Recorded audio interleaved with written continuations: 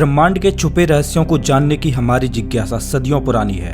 हम ब्रह्मांड के गूढ़ रहस्यों को जानकर इस ब्रह्मांड की सबसे समृद्ध प्रजाति बनना चाहते हैं। आज तक के अपने प्रयासों से अभी तक हम ब्रह्मांड को ना के बराबर जान पाए हैं, लेकिन इस अनंत ब्रह्मांड के रहस्यों से पर्दा उठाने में हमारे धरती के जानवरों का भी बहुत बड़ा योगदान रहा है।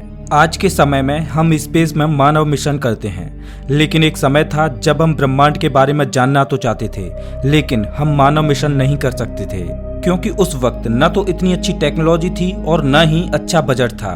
क्योंकि जब हम स्पेस के बारे में कुछ जानते ही न हो तो वहां पहली बार में मानव मिशन करना भी किसी खतरे से कम नहीं था। इसीलिए वैज्ञानिकों ने सबसे पहले जानवरों को स्पेस में भेजा ताकि वो स्पेस के व्यवहार को समझ सकें, साथ ही स्पेस में मानवों की प्रतिक्रिया को भी समझ सकें। स्पेस में माइक्रोग्रेविटी इफेक्ट को समझने के लिए वैज्ञानिकों ने एक के बाद एक कई जानवरों को स्पेस में भेजा और फिर स्पेस को अच्छी तरह समझने के बाद मानव मिशन किए गए। आज तक हम स्पेस में भेजे गए मानवों के बारे में तो सुनते आए हैं, लेकिन आज हम आपको बताएंगे कि स्पेस में जाने वाले जानवर कौन से थे और स्पेस मिशन के दौरान भेजे गए उन जानवरों का क्या हुआ।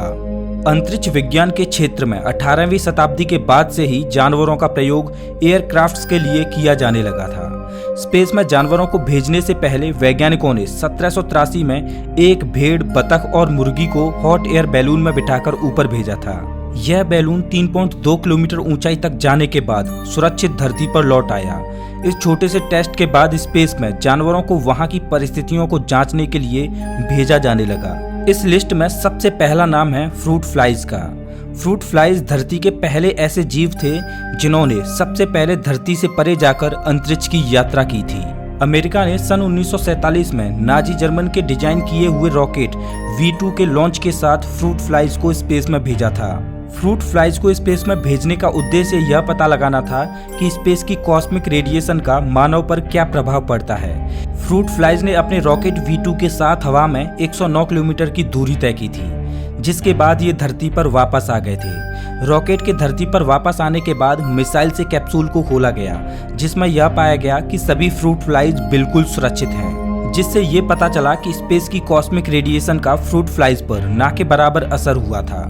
इस लिस्ट में दूसरा नाम आता है मंकीज का। मंकी उन जानवरों में से थे जिन्हें स्पेस मिशन के दौरान भेजा गया था।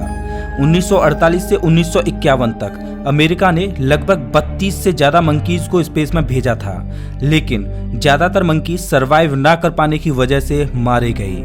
जून 1949 को अमेरिका ने अल्बर्ट नाम के एक बंदर को भेजा था, जिसने पृथ्वी से 134 किलोमीटर तक की यात्रा की थी, लेकिन पैराशूट में कुछ गड़बड़ी के चलते पृथ्वी के वायुमंडल में प्रवेश करने से पहले ही अल्बर्ट की मौत हो गई। इसके बाद Albert 1, Albert 2, Albert 3, Albert 4, Albert 5 और अल्बर्ट 6 नाम के बंदरों को स्पेस में भेजा गया, जिनमें से अल्बर्ट 4 नाम का बंदर ही सही सलामत धरती तक पहुंच पाया था, लेकिन धरती पर आने के 2 घंटे बाद ही उसकी मृत्यु हो गई। बाकी सभी बंदर स्पेस की यात्रा करने में असफल रहे। इस लिस्ट में तीसरा नाम चूहों का आता है। स्पेस में होने वाले अंतरिक्ष मिशन ही नहीं, बल्कि धरती पर होने वाले बहुत सारे प्रयोगों में भी चूहों का इस्तेमाल होता आया है।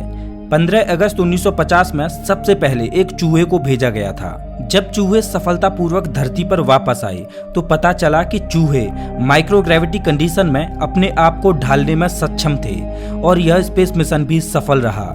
इसके बाद इस लिस्ट में अगला नाम डॉग्स का आता है।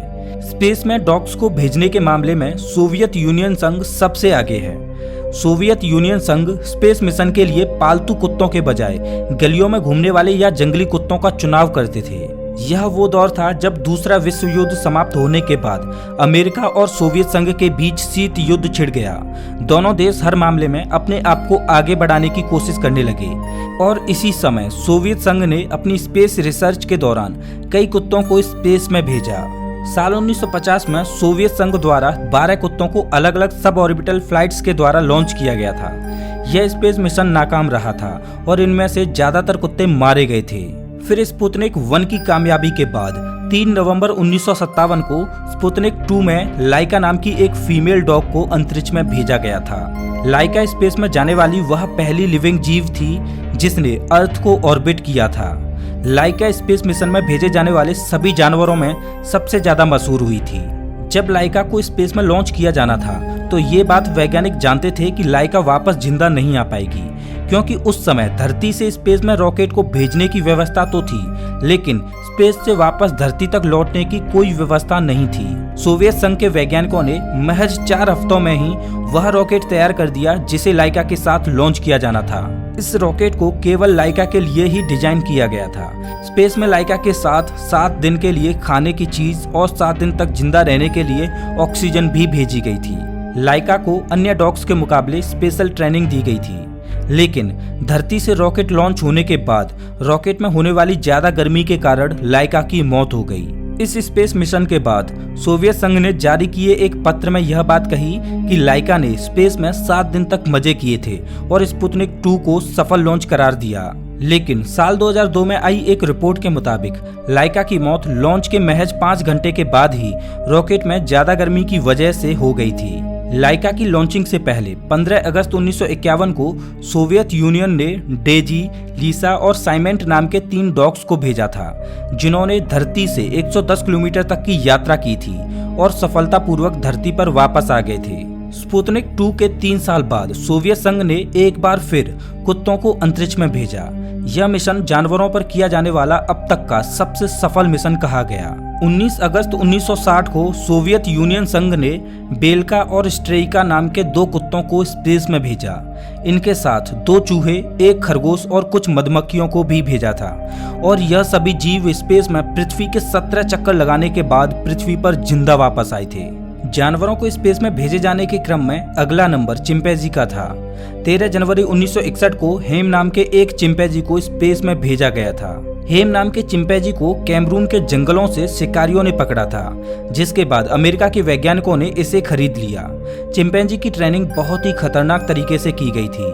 बताया जाता है कि चिंपैंजी अगर ट्रेनर्स की बात मानता था तो उसे केला दिया जाता था, लेकिन अगर चिंपैंजी ट्रेनर्स की बात नहीं मानता था तो उसे इलेक्ट्रिक शॉक दिया जाता था। ये चिंपैंजी अंतरिक्ष की यात्रा करने के बाद सफलतापूर्वक धरती पर वापस आ गया।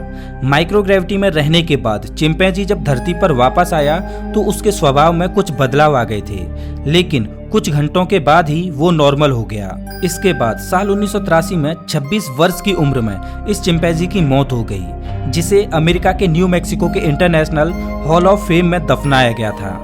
इंसानों को सफलतापूर्वक अंतरिक्ष में पहुंचाने के लिए इस चिंपैंजी का भी एक महत्वपूर्ण योगदान रहा है। इसके बाद अंतरिक्ष में भेजे गए जीवों में बिल्लियां भी शामिल हैं। 18 अक्टूबर 1963 को फ्रांस स्पेस प्रोग्राम के तहत फेलिसेट नाम की एक कैट को स्पेस में भेजा गया था।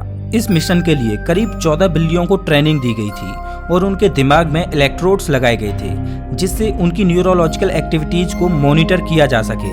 यह स्पेस फ्लाइट करीब 30 मिनट की थी और फेलिसेट सुरक्षित धरती पर वापस भी आ गई थी। हालांकि इसके 6 दिन बाद 24 अक्टूबर 1963 को एक दूसरी कैट को भी भेजा गया था, लेकिन रॉकेट में आई खराबी की वजह से उसकी मौत हो गई। धरती पर रहने वाले जीवों में कछुए भी स्पेस मिशन से वंचित नहीं रहे।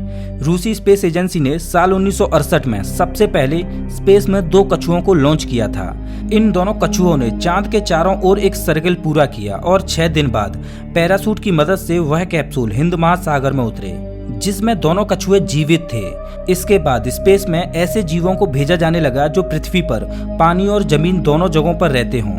इनमें सबसे पहले मेढक और टोड्स को चुना गया। साल 1970 में नासा ने 2 मेढकों को स्पेस में भेजा था। स्पेस में जीवों को भेजने के क्रम में अगला नंबर मकड़ियों का था।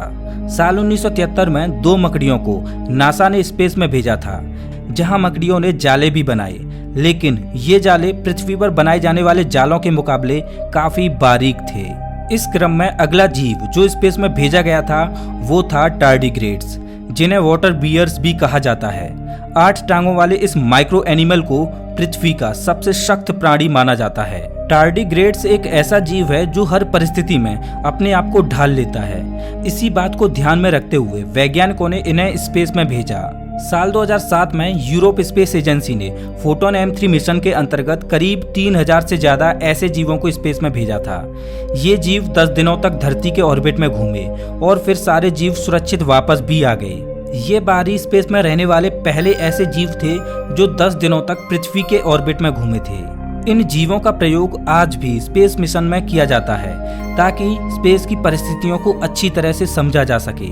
आज हम इंसान स्पेस में चाहे चांद तक पहुंच गए हों या मंगल तक, या फिर हमने अंतरिक्ष में जितनी भी सफलता हासिल की है वो हमारी अकेले की नहीं है। इसमें हमारी पृथ्वी के जानवरों का भरपूर योगदान रहा है। हमारी मानव जाति कितनी भी उन्नत क्यों न हो जाए, लेकिन हम इन जानवरों के योगदानों को कभी नहीं भूल पाएंगे। दोस्तों, इस वीडियो में बस इतना ही। अगर आपको ये वीडियो अच्छा लगा हो तो इसे लाइक करें और ऐसे ही मजेदार वीडियोज के लिए चैनल को सब्सक्राइब करें, साथ ही बेल आइकन दबाएं।